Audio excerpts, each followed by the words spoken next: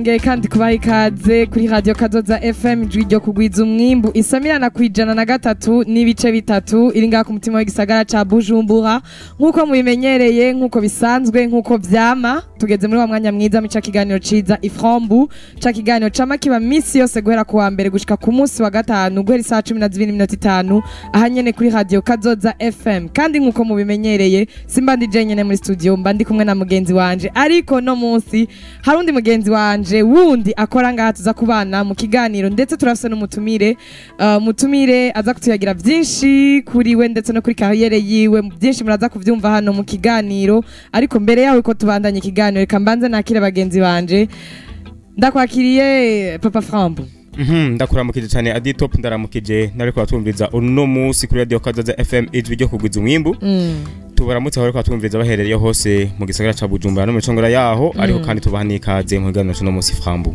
ego reka nakire nundi mugenzi wacu je twari turi kumwe nuno munsi yongeye kandi kuza kuturamutsa mu kiganiro Frambu ndakuramukije Marvin Lee ndakuramukije Adi ndamutsa Papa Frambu ndamutsa n'abariko batwumviriza bose aho baherereye no munsi ni umunezero kubona duse uwundi mutumire ngaha anye numutumire ndibaza byinshi aza kubibabwira sinoenda kumupresenta ngo ndamubwire n'igituma twamutumiye nawe nyene ngira arakizi kandi aca kivuga turaguha ikaze ndagize mwiriwe nitwa Samandari wa Mandaranga aka Samandari wa Mandari Best na Diplies ndibaza yuko mwanumiye kubera ndi muri bamwe mu bamiliyoneri mu Burundi uyu munsi twicaranye n'umu miliyoneri muri Frambu uyu munsi twicaranye n'uwitwa Samandari Samandari yagize umu miliyoneri itariki 4 z'uku kwezi k'umunani aho yashoboye gutsinda muri competition yateguwe na Jimbere Magazine Kazoza FM ndetse na Akadisha Prod aho yashoboye gutamba intambo zitabaho mbega uyumva intambo zitabaho zitambwa gute turi kumwe na Samandari niwe yatsinze mu bantu barenga 10 niwe ashoboye gutsinda abo mu miliyoneri w'uyo munsi mbe ukururiya munsi wabyakiriye gute naranezerewe cyane gose premièrement kubona narashoboye gutahukana miliyoni ndumujona ngara nka jewe biciye muri danse ni ikintu cyankoze ku mutima cyane yego ngo wari umunezero mwinshi kuri Samandari wa Mandaranga nkuko yajeje kwipresenta ariko mbere yuko dutangura neza ikiganiro cuno munsi reka dutangure tuvuga amahera ari mu ngodo hama tubandanye tuganira n'umutumire wacu na bagenzi banje tubandanye tuganira hamwe n'umutumire wacu uno munsi amahera ari mu ngodo ya Radio Kazoza FM uyu munsi hariyo 100 n'ibihumbi 8,950 hariyo 108,905 Frambu niyo mafaranga ari mu ngodo ya Radio Kazoza FM twirukanze cyane reka mugenzi wacu Rajatunga ni wari mu binga bw'ivyuma ndetse na Patrick Nariese niwe ko baragerageza kugira ngo tuje kuri live tubibutsa ko turi kuri live ya page ya Kazoza FM mugenzi wanje Rajatunga mu mashiga dushemwa karirimbo ce tugaruka tubandanye n'ikiganiro ariko reka tubandanye n'ikiganiro cacu ndafise bagenzi banje ngandi baza ko mufise ibibazo mushaka ko baza Samandari imbere yuko twugura umurongo kugira ngo babashe kumubaza ibibazo bimwe na bimwe mbe Marvin ibibazo ni byinshi cyane kuri Samandari yavuze ngo ni Samandari yongera tubwira AKA ariko kandi ni Samandari ashobora kuba amazina yiwe y'ukuri nibaje ko Samandari ahari kugira ntibamenye amazina yiwe y'ukuri ni Samandari yatsindiye umuriyoni ni Samandari yatsindiye umuriyoni biciye mu gutamba kuri wewe ubifata nk'iki gutamba premièrement ni ngabirano nahawe n'Imana ni don premièrement shimira Imana ko yampaye kubera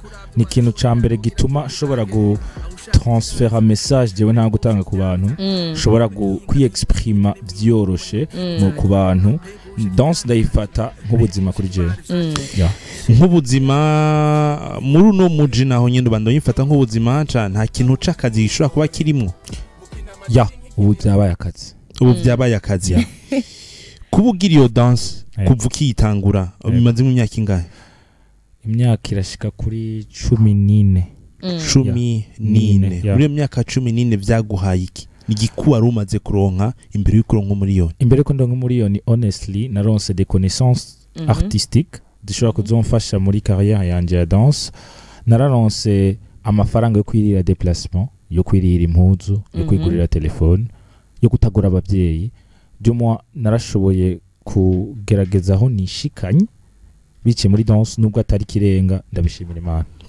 nubwo atari kirenga arabishimira Imana gushika ubu wararonse umuriyoni biciye Yego.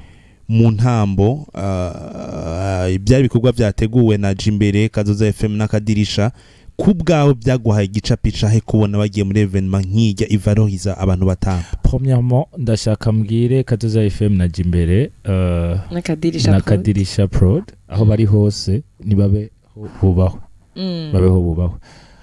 Jewe umuriyoni ikintu premièrement nabonye nuko ku bantu bose b'abartiste never give up. Bandanya on ne sait jamais. Après 14 ans ndarutanye umuriyoni, après ku myaka mfise ndafise umuriyoni muri uno mwanya biciye muri danse. Uwo muriyoni uzomfasha byinshi. Umuriyoni si munini mu gihe wicaritse, umuriyoni ni munini mu gihe umenye kuwukoresha. Utegekanya gukora ikintu uwo muriyoni wahawe na Kazoza FM hamwe na Jimbere na Kadirisha Prod. Do un umuriyoni nawuronse muri danse bisigura premièrement negeza ko investisa ni muri danse. Ikintu ca mbere nkeneye gukora no kuguruza nkagira nif ya Samandari ku buryo ukazunje gukorana na Kazoza FM ndabaha nif yanje ndabasinyisha contrat sous forme y'umuntu afise company ko turatahurana izomfasha cyane gusigner des contrats avec des entreprises gukora des contrats avec des entreprises gukora ibintu bitandukanye bisigura ndakeneye uwo muriyoni uzomfashe cyane muri danse numva uri kuragenda neza kwiyumvira gushira amafaranga muri entreprise yawe kugira ngo ushobore gutangura hageze kusinya n'abantu usinye uri umuntu avuga ati jewe simpagaze nka Samandari ahubwo mpagaze nk'inzu Samandari iri hari yanye mugira mukorane kubera kugira uyumvire gushira amahera muri ivyo bintu utiyumviriye kamera kugira ngo ugwize ama video. Narigeze gutangura ishuri rya danse iryo shuri premièrement sinari agréé n'igihugu de deux nasaba salle barayima bisigura des fois harageze ahantu ndabihagarika kubera iyo salle batashoboye kuyindonsa. That's why mvuze ati kino gihe nico gihe cyo gukora nico gihe cyo kwihagarara ko jewe nka jewe ndaronse opportunité yo kuronka umuriyoni reka y'amayerero yambako umuriyoni atamufise ntazabe. N'ibintu bimeze neza cyane kabisa kandi novuga bitera intege cyane ugwaruka ariko Samandari ndafise akabazo gato yashaka kubaza. Yego. Tumenyere abantu benshi iyo bari kubakora ibintu nk'umuziki canke gutamba. Yego. Ikintu ca mbere bashira imbere kumenyekana. Yego. Kubera iki wewe utahisemo kwizina ryawe rije habona kandi ukakunda kwenyegeza n'isura yawe kugira abantu bakumenye. Premièrement izina Samandari ni izina nakuye mu gitabo cyo mu wakane nkuko narivuze la fois passée muri interview ndi kumwe na Mutoni. Ni histoire nakuye mu gitabo cyo mu wakane primaire. Samandari yari umuntu ari mala. C'était une personnage mala. De deux Samandari ntigeze amenyekana ni personnage bakréé mu gitabo. That's why nambara mask singeneye ko Samandari bavuga ngo ni naka.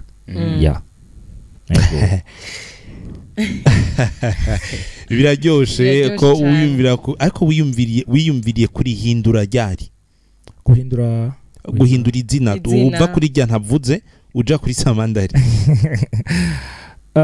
Umunsi ndavyumvira nari nshatse kwagura imbibe zaho nariko ndakorera. Premièrement il y avait des limites bivanye n'ivyo nariko ndakora. That's why nagerageje kwagura imbibe kandi aussi kugira une personnalité nationale. Iyo uvuze ko ugira wugurure brand ugira wugurura inzu aho uvuga ati ni Samandari sinzi izina ushobora kuzoyiha ni kugira ngo ugira bufashije bamenye gutamba. Haruhande yuko ufasha abantu kumenya gutamba nta kindi ushobora kuvuga ati jewe ndashaka kuzoshiraho competition kanaka kubera ko ufise Kazoza ufise Jimbere mu gihe kanaka. Ndafise une rêve yo gukora ama battle yo mu quartier des jeunes mu quartier parmi les vacances bakagira une occupation ibigisha ifise ikintu biungura bakagira une formation après bakagira iyo battle par chaque quartier et puis à la fin ya ma quartier gahurira hamwe abatsinze hakagira utahukana ikintu bakabona bakiri bato bakaronka uko gushigikirwa twebwe bakuru tutaronse.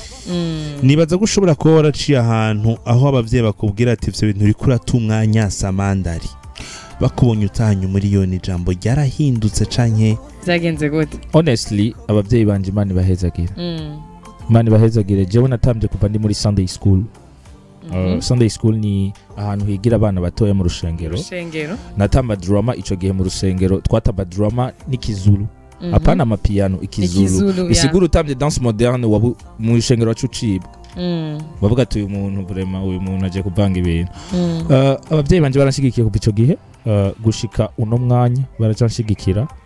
Baranyemereye ko nja gukora ama repetition baradiye déplacement. Bantanye muri iyo bavuze ati ico twabaniye kiriko kirashika. Tivya bintu biri seri. Ikiganiro ni Frombu mwumvise umutumire wacu no munsi ni Samandari ku itariki 4 z'ukwezi k'umunani yatsindiye umuriyoni abicishije mu ntambo ariyo mpano yiwe abifata nk'akazi nk'ubuzima. Ni Samandari kandi ashobora kutwiganira byinshi ku buzima bwiwe bw'impano yiwe abicishije mu gutamba. Ariko ava yuko twakira abantu ku murongo kugira ngo mushobore kubaza ibibazo bitandukanye ndafise akabazo kamwe Samandari. Mbega hamwe byo bandanya gutyo kagumutera imbere uribona nko mu myaka 5 canke 10 wibona he? Mu myaka 5 canke 10 nibona havutse ba Samandari nka 50. Yego nibona mu myaka 5 canke 10 nibona yuko iyo entreprise ya Samandari izo bifise ama agence hagati mu gihugu izo bishobora gufasha aba jeune bo hagati mu gihugu gutamba. Izoba ishoboye gushikana la danse ahantu mu Burundi. Izoba ishoboye nzoba nshoboye kubyo nzoba ndiko ndakora abavyeyi bazoba bashobora kurekura abana babo bakaja gutamba. Ego ikiganiro ni Frombu muri studio mwavyumvise turi kumwe na Samandari ndi kumwe na Marvin ndi kumwe kandi na Papa Frombu je kuri microni Miss Frombu umurongo wa telefone ubu turawuguruye za nimero ni za nyene turahindura ni 72 23 23 23 canke 62 24 24 24 niba hari ikibazo se wobaza Samandari ari ngaha muri no mwanya urashobora kumubaza ikibazo icari cyo cyose arakwishura kuko nico yazenga muri studio kugira ngo ashobore kwishura ku bibazo byinshi bitandukanye n'ivyo akora amubaza haba mutamubaza amazina y'abavyeyi biwanye n'ivyo akora ariko kandi ni Samandari nimba mukurikirana neza ni Samandari dushobora kuba tumuzi mu ndirimbo zimwe za hano iwacu uretse ko nazivuga ngo baze kugutora. Ikiganiro ni Frombu munyanya ku murongo. Allo oui allo oui bite isawa umeze neza? Yego mutwakuye muri he muri bande? Ni Ismail kumutanga. Ismail kumutanga aramutsa Marvin Lee aramutsa Papa Frombu ndetse na Samandari. Ego ndabaramukije nongera nkeza Samandari. Urakoze cyane. Ari kibazo se cyo kumubaza? Ikibazo ngize cyo kumubaza ahubwo ari kumutera intege ko namubonye. Merci beaucoup. Ni warasaba yifise kwe. Ego urakoze cyane. Nari fise amatsiko yo kubona intaba. Ego wasanze imeze gute Ismail? Nasanze ari intambi zerevema kandi ko yide kuvuye wowe ikurikiza abo mu inyuma botera imbere mu minsi kandi afite n'ihangiro ryiza. Ego urakoze reka tugushimire Ismail. Hama no profita kano kanya shikiriza ikibazo kubera ejo n'amurongo Vandroid nari natsindiye Frombu mugabo ejo ntivyakunze kumurongo nari rose kubera nimero ndiko ndubiza ku diffusion mwanditse 33 nabubye 33 inyuma ya Samandari nyuma yo kwakira umutumire ico kibazo gitunganya. Urakoze cyane turacari kumwe na Samandari numwe mu yatsindiye umuriyoni. Ego umuriye mukanura ubona gutya je bawuteruye ziboneye niho narinde umunywanyi ku murongo. Allo oui bite sawa muri bande mutwakuye muri he? Innocent Valente. Ramutsa abo turi kumwe bose muri studio ndi kumwe na Marvin Lee ndi kumwe na Papa Frombu ndetse na Samandari. Bose ndabaramukije muri rusange ko Imana banama. Nawe yongera horane nawe urashobora kubaza ikibazo Samandari? Samandari naho yase kutubwira neza. Yego. Ari nifuza kumenya amazina abavyeyi bamwe. Ama bavuka hehe yo barubatse. Yoba yubatse. Ego reka kwishura yakumvise. Nibaza icambere na mbere notangurira ko nuko icambere na mbere ndacyari umujone akiri muto w'imyaka mike cyane hama kucerekeye amazina ababyeyi banyise nibaza yuko ari byiza tumenyanye inyuma ya Samandari. Samandari reka tukwarire ngo Kazoza FM iri inyuma yawe, Jimbere iri inyuma yawe na Akadirisha Prod bose bari inyuma yawe. Ndabashimiye cyane Yego kandi turabona iminota iri kiregereza, reka tugushimire kubona washire kugera muri studio ya Radio Kazoza FM. Yego wagize neza cyane. Naje ndabashimiye mvuye ku mutima. Premièrement ndagiye mu radio ndi umudanseur bisigura ngo ni image idasanzwe kuri jewe, ni ikintu kidasanzwe kuri jewe. Ndashimira cyane Kazoza FM, ndashimira Jimbere magazine, ndashimira na Akadirisha Prod. Imana ibongera umugisha mugira muba mwubahwe kubera ni step ya mbere ikomeye izotuma n'abadanseur bari inyuma yanje bagiriye courage yo kubandanya. Ego wari umunezero cyane kandi kuba twari turi kumwe na Marvin ngaha muri studio, twabanye twaryohewe twaganiriye. Reka nawe tuguseke. Reka nanje ndabashimire cyane mperekeze Samandari, urabona ntavagira ibintu byo gushaka gutambira mu escalier, urabibona ndamushikane hasi kwibarabara amaje tusure tubonane ku munsi wecu. Ego murakoze cyane. Reka mugenzi wanje haja tunga tudugira iyo ndirimbo Madame ya Dramatic kugira ngo dushobore guherekeza bagenzi bacu twari turi kumwe muri studio.